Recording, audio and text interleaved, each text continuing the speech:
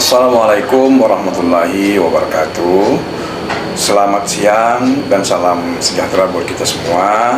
Pada kesempatan ini saya ingin berbagi informasi kepada kawan-kawan tentang profil maupun tentang masa kerja, pengalaman kerja saya sampai saat ini dari awal karir saya.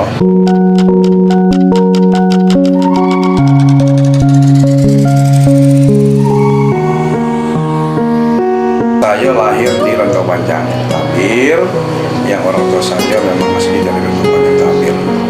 Kemudian saya adalah anak yang keempat dari 10 bersaudara. Alhamdulillah sampai saat ini kami juga sudah diberikan keturunan satu orang anak yang namanya Intan Rahimah dan seorang istri yang setia menemani sampai saat ini. Dan istri saya ini berasal dari Jawa Timur, dari Madiun. Saya diangkat sebagai PNS itu sejak tahun 1986. Nah, di mana penempatan pertama saya itu sebagai staf di kantor Camat Tabir. Nah, setelah 2 tahun saya melaksanakan tugas, alhamdulillah ada kesempatan untuk mengembangkan pengetahuan. Saya diberi tugas belajar di STPDN Jatinangor, alhamdulillah lulus. Jadi setelah saya 3 tahun melaksanakan pendidikan di STPDN Jatinangor dan lulus, kemudian juga ada program pemerintah waktu itu, ada pendidikan wajib militer terhadap lulusan STPDN, dan itu juga dites dan alhamdulillah saya lulus tes pendidikan wajib militer, kemudian melaksanakan pendidikan selama 4 bulan.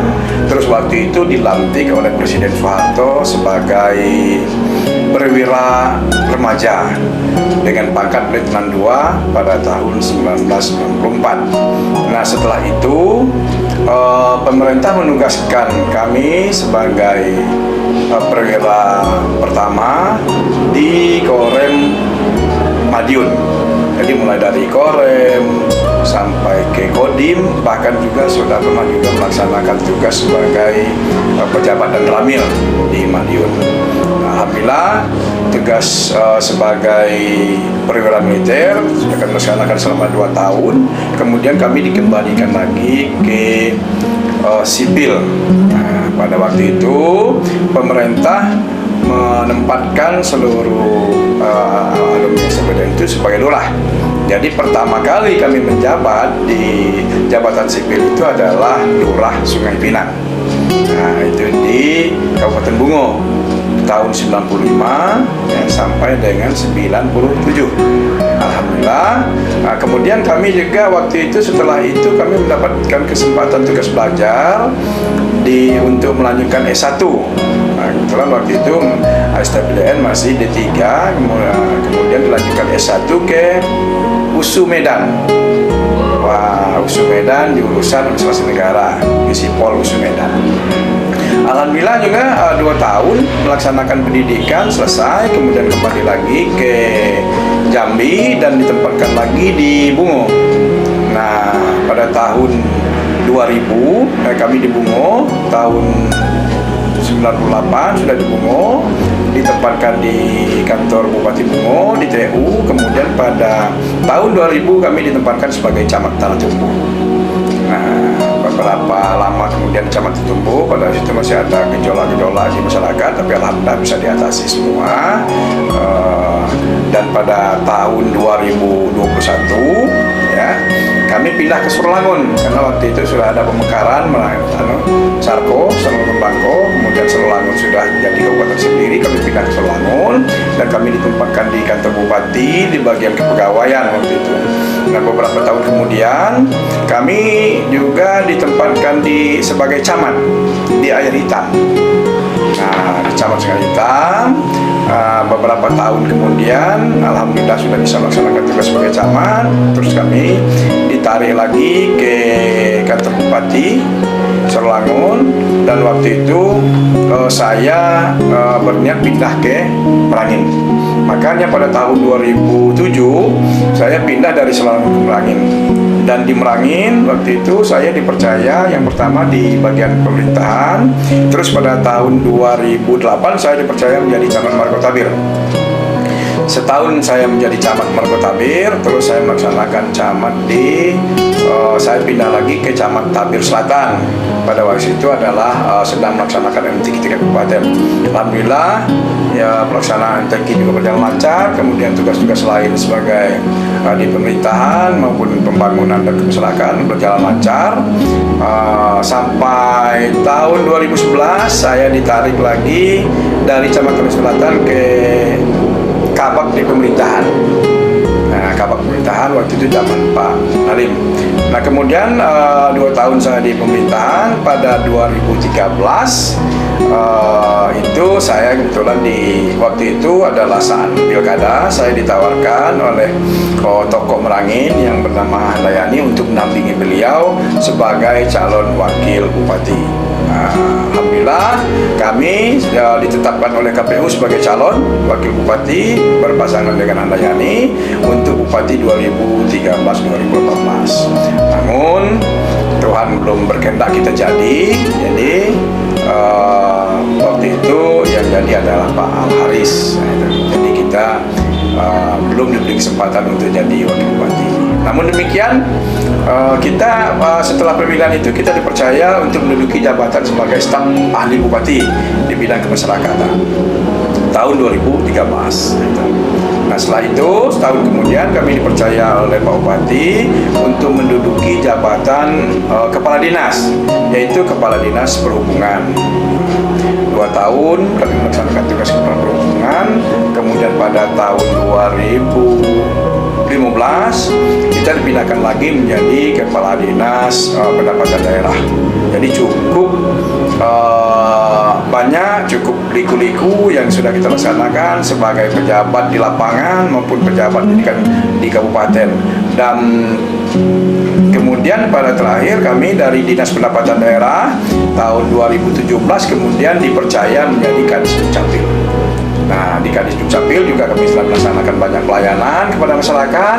Mudah-mudahan apa yang telah kami buat bisa membantu masyarakat, bisa membahagiakan, paling tidak dokumen-dokumen masyarakat bisa terpenuhi. Jadi tidak ada yang bermasalah lagi dengan KTP, dengan KK, dengan akte kelahiran. Nah, itu saja barangkali yang perlu kami sampaikan. Memang kemarin setelah saya berada di Dukcapil beberapa tahun, kemudian ada kesempatan untuk mencoba jenjang karir ke jenjang karir ASN yang lebih tinggi di Kabupaten Merangin, itu sebagai sekda. Ya, waktu itu kami memang pernah mengikuti lelang yang pertama, itu lelang jabatan sekda yang pertama itu. Alhamdulillah kita juga sebagai peserta lelang lulus secara akademis, ya.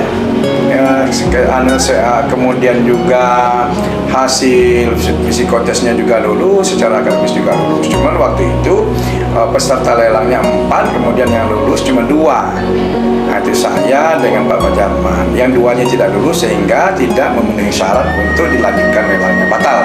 Artinya tidak bisa dilanjutkan lagi. Nah, kemudian pada tahun 2021 ini, itu lelang yang pertama itu sudah 2 tahun yang lalu. Kemudian pada tahun 2021 dengan Pak Bupati yang baru, dengan Pak Masuri, itu diadakan lagi asesmen jabatan, evaluasi jabatan untuk tahun 2021, dan seluruh pejabat eselon 2 mengikuti asesmen. Nah, waktu itu setelah keluarnya asesmen ada pengumuman, kami dipanggil lagi, diundang untuk mengikuti seleksi sekda. Bukan berarti kita yang daftar, kita diundang. Jadi kalau tidak diikuti kan berarti kita tidak loyal. Makanya kita ngikuti, kita minta saran Pak Bupati, ya, jadi kita ikuti lelang tahapan sekda. Alhamdulillah setelah ada 8 orang, 7 orang yang mengikuti tahapan sekda. Kemudian setelah dilaksanakan tahapan-tahapan tes, ya, dari 7 itu terus mengerucut. Yang mengikuti psikotes itu ada 6 orang. Kemudian yang terakhir mengikuti pembuatan makalah dan presentasi itu masih 6. Nah, setelah dilaksanakan presentasi dan pembuatan makalah, hasilnya mengerucut menjadi 3 orang. Nah, itulah hasil seleksi. Jadi kalau masalah kemampuan, masalah pengalaman, masalah pendidikan, alhamdulillah sudah selesai diseleksi oleh tim pansel. Lalu kita masuk dalam 3 besar. Itu masih ada dalam 3 besar, itu ada Pak Pajaman, ada Pak Agus Anudin, ada Pak Delani. Dan itulah yang akan diajukan kepada Pak Bupati untuk menentukan siapa yang menjadi sekda. Jadi terserah, karena itu merupakan kewenangan Pak Bupati secara penuh. Jadi kita yang penting sudah berjuang, sudah berusaha, selanjutnya tinggal lagi kepercayaan, kerjasama, dan kesesuaian dengan pimpinan itu Bapak Bupati. Jadi kita serahkan semuanya kepada Yang Maha Kuasa, Allah SWT. Demikianlah yang bisa kami sampaikan. Mudah-mudahan kali ini bisa mempererat hubungan silaturahmi kita. Bukan berarti ingin memaparkan segala pengalaman ini untuk tujuan-tujuan tertentu, tidak. Hanya ingin supaya diketahui, berbagi informasi, dan mempererat silaturahmi di antara kita anak bangsa yang ada di Merangin.